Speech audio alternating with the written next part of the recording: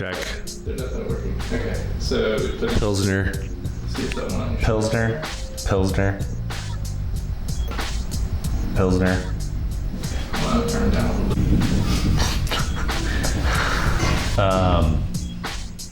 Put the needle on the record.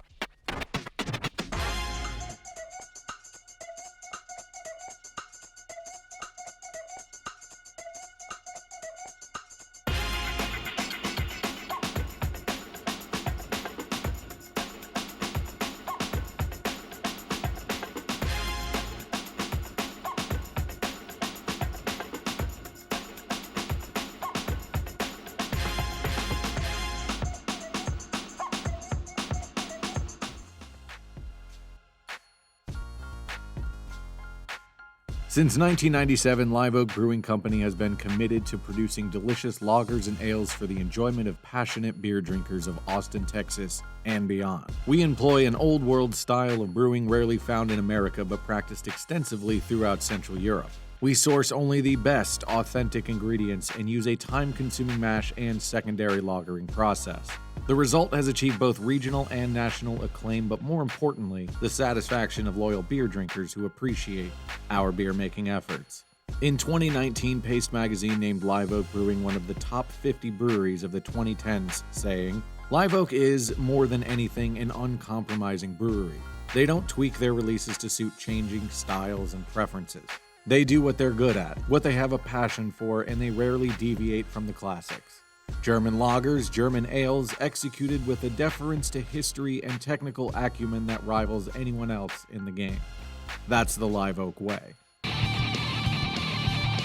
In 2015, we moved out of our home of 19 years in East Austin. Our new brewery, nestled among majestic groves of live oaks along the Colorado River, is across the street from the airport and minutes from downtown Austin.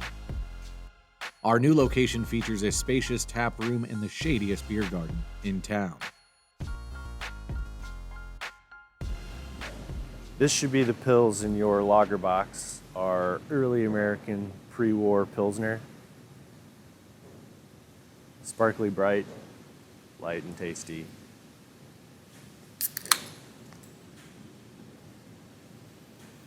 You should be pouring it into a glass so you can see. Don't drink it out of the can.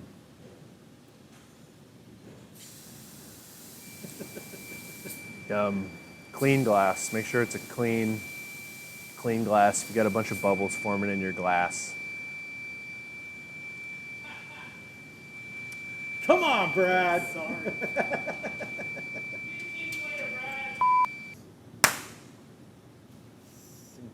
The early American Pilsner style with originally with 6-row barley and corn grits was something we'd been wanting to brew for a little while, and getting a old recipe from the Lost Lagers crew to kind of give us the backbone and make that happen on 3 years ago. It's a heavy percentage of corn grits, almost 40%, and historically made with 6-row barley, but we use our Czech base malt in our version, and it's full of middle fruit hops and not too bitter, 26 IBUs. And the thing about making a lager with that much corn grits is the protein content is lower, and you can filter it sparkly bright. And back in the late 1800s, when early American alcohol consumption was liquor and hearty ales, the introduction of corn grits to a mash as a mash percentage to make a pale, light, sparkly beer that you can drink a lot of.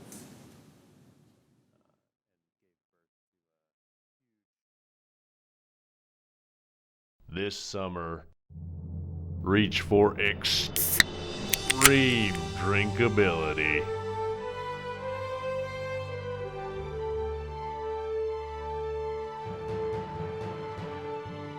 Cold and refreshing. Pre-war Pils. An early American Pilsner.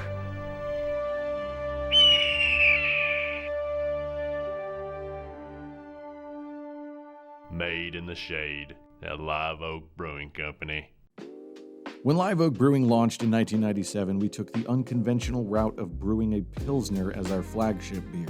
During the golden era of pale ales, thanks in part to breweries like Sierra Nevada, the move was considered risky. However, in Texas, the unrelenting heat demands a beer that's light, crisp, and flavorful. Pils is that beer. Oh, Pils? It's like the easiest go-to beer. I mean, typically it's smooth. It's obviously full of flavor. You get a good bit of the grain, nice clean hop flavor typically. There's not too much hops getting in the way. It's just balanced on many fronts. People call it the brewer's beer for a lot of those reasons, because at the end of the day, we're most likely going to drink more of this than almost any other type of beer, because we'll finish the first one and either already ordered the next one or we're already drinking the next one.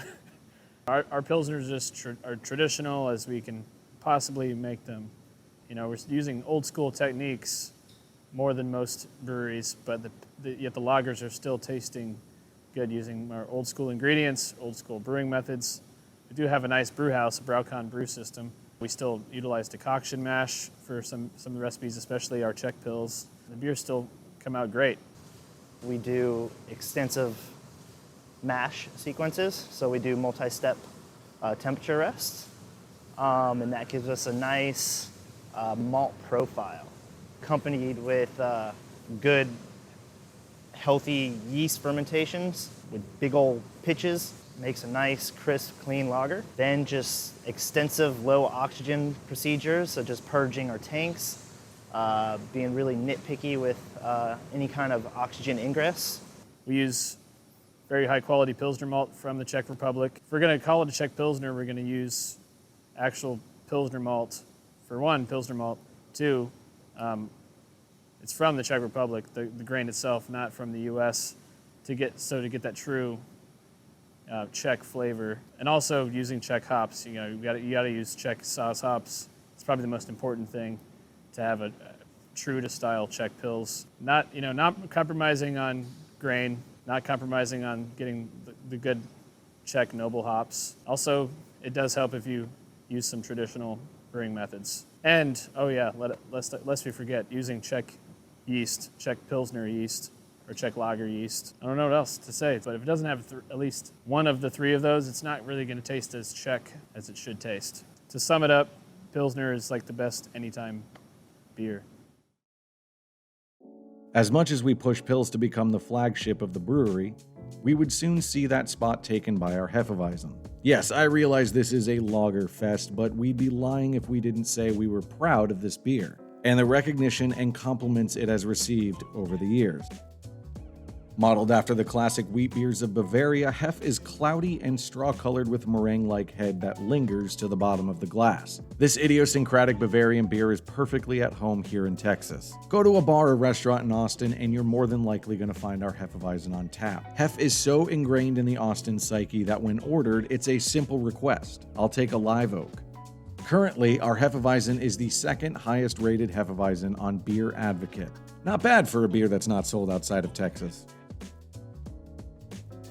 Equally synonymous with live oak would be our smoked beers. Smoked beers harken to the days when the malt used in brewing was roasted over an open fire, imparting it with a smokiness that ultimately fell out of the profile with the advent of modern malting techniques. Favorite smoked beer? Well, Smoked Helles takes the cake in that one. Again, that's just a nice, easy, crushable beer, but you add in that layer of smokiness and it just kind of gives it a nice complexity without making it too heavy of a beer. I do like, a good smoked Oktoberfest or smoked Doppelbock, but those are really heavy, and you can only drink, one or two of them before you kind of get worn out by them, So yeah, Smoked Helles is king.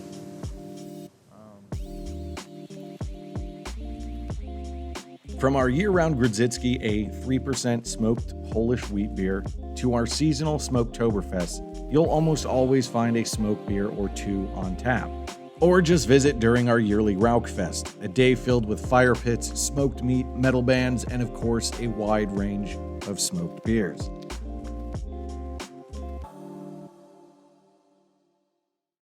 In addition to brewing and sharing thirst-quenching lagers and ales, Live Oak Brewing offers free use of our 9-hole disc golf course. Whether you're a disc golf pro or a casual player, we have 22 acres for you to test your skills. Live Oak has hosted several disc golf tournaments as well as a weekly putting league.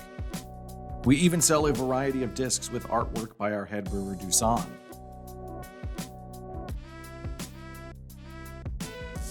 We would like to give a big thank you to Beer Advocate, Halftime Beverage, everyone involved with putting on this virtual Lagerfest, and most of all, you, the lover of lagers, for having Live Oak be a part of your day. We do hope you come to see us next time you're in Austin. Seriously, we are so close to the airport. We should be your first and last stop in town. From all of us here at Live Oak, Astrologia! Sweet.